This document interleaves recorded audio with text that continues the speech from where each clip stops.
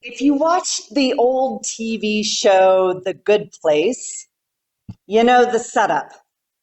When people die, they're sent to one of two places, the good place or the bad place, based on a moral points system. Every action gains or loses points. So, return a lost wallet, plus 5 points. Buy ethically sourced coffee, that's 2 points. Use a plastic straw, negative 10 points. It's hilarious and painfully accurate portrait of how the moral universe can feel. We love the idea that we'll earn our place if we do enough good. If we behave, God will behave predictably too. At first, the show feels comforting. There's order. There's consequences. A moral spreadsheet that explains why good things happen to good people. But then comes the twist. Not one person has made it into the good place in centuries. Every good action is tangled up with self-interest, guilt, ego, convenience. The system is broken, not because people are wicked, but because life is complicated. And there are systems of injustice and inequality that we cannot separate ourselves from. Because the good we do always mingles with something less pure. 2,000 years before network television and Netflix, Jesus told a similar story. Two men go up to the temple to pray. One is a Pharisee, religious, serious about holiness. He's disciplined. The other, a tax collector, a collaborator, a sinner, someone who profits from the pain of others. And if this story worked by the good places logic, we'd already know how it ends. The Pharisee gets the points, the tax collector, not so much. But Jesus gives us the unexpected. The one who doesn't deserve it walks away justified. And the one who did everything right is the one who needs saving. This parable knocks the wind out of our sense of fairness. Apparently, mercy has been rewriting the math all along. Luke tells us that Jesus spoke this parable to some who trusted in themselves that they were righteous and regarded others with contempt. Andrew McGowan, a scholar and priest, says that we should pause before we rush to make the Pharisee the villain.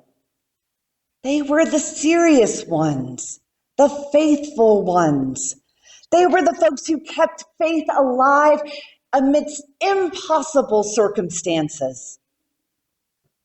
The Pharisee in the parable is probably the kind of person that we admire.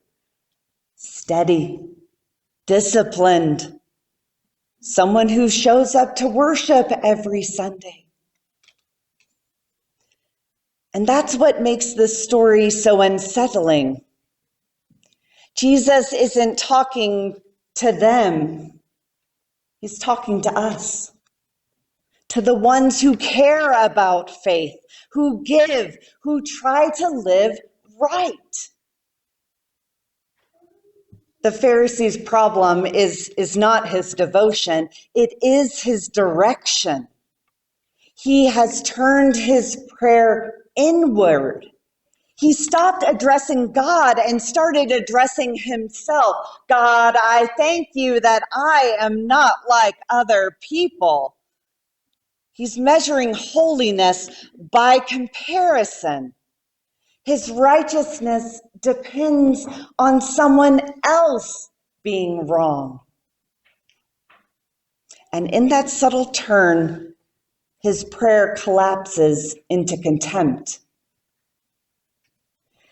Amy Jill Levine, a Jewish New Testament scholar, points out that we've inherited the same trap that the Pharisee fell into. We hear this parable, and the first thing we do is say, thank God I am not like that Pharisee. And in that very sentence, we've become him. Levine also notes something fascinating about the Greek and our NRSV translation that we've just read together. When Jesus says to the tax collector, went down to his house justified rather than the other, that word there, para, that can mean alongside.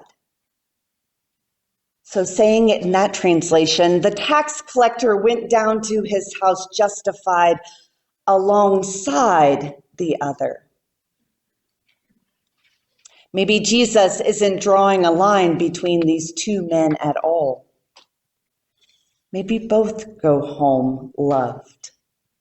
Both go home justified.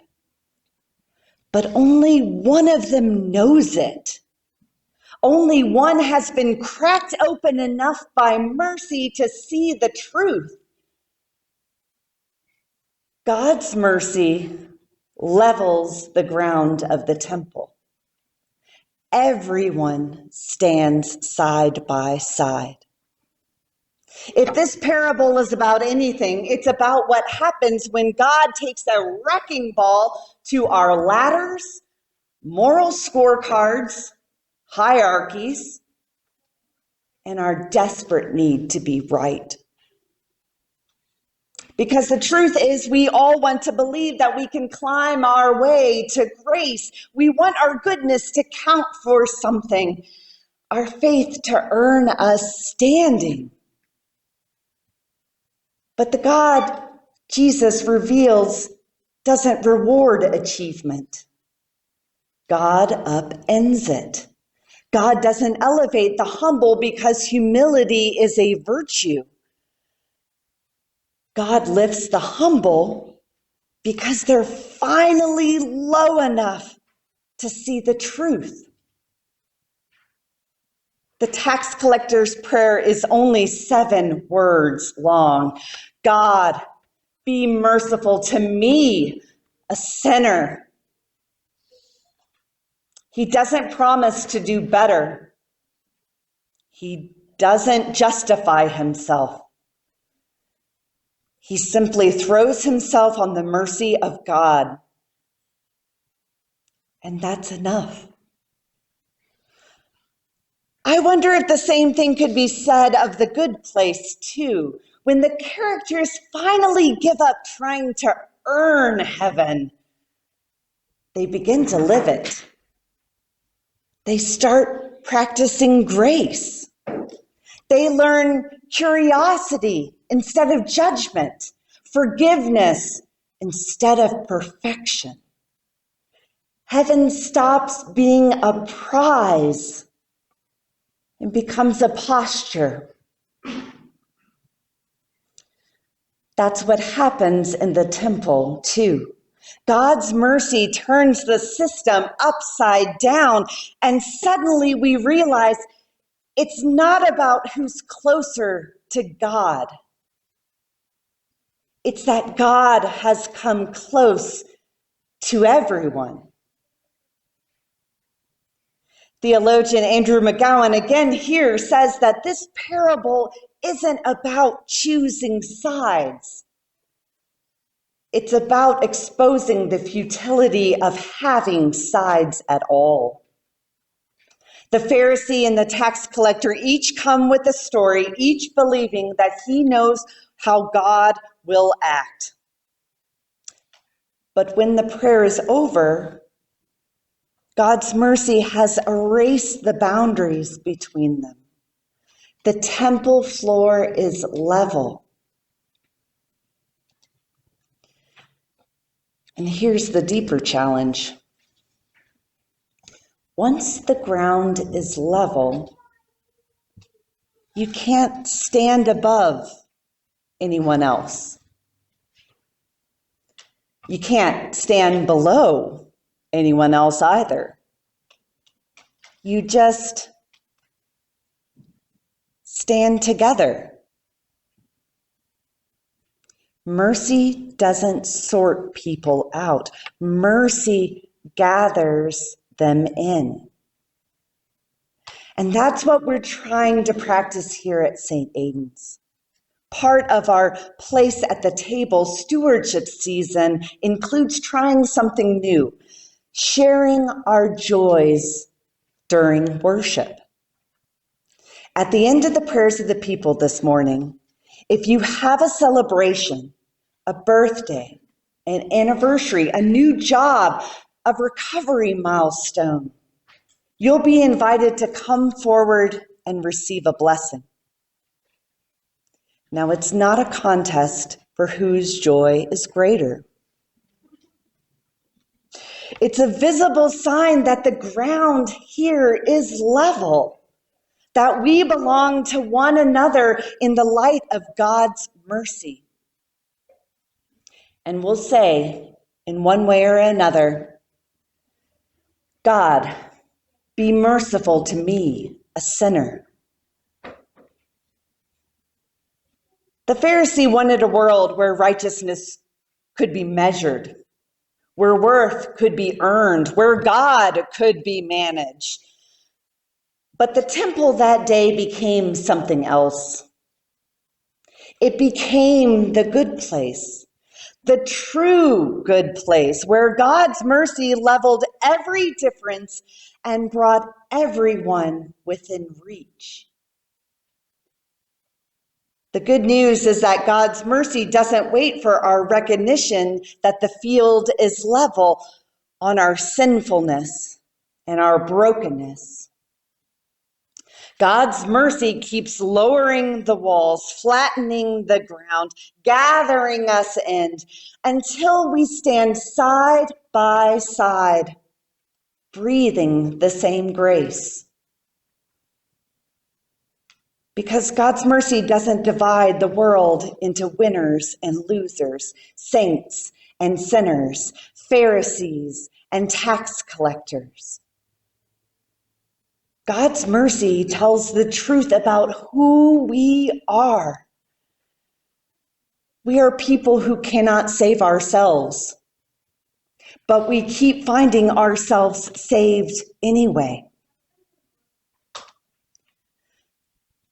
So today, every day, we come to the temple again, come to God's table again, not to earn anything, not to prove anything, but to stand once more on that level ground where every person is a recipient of God's mercy, and our prayers are answered with God's grace.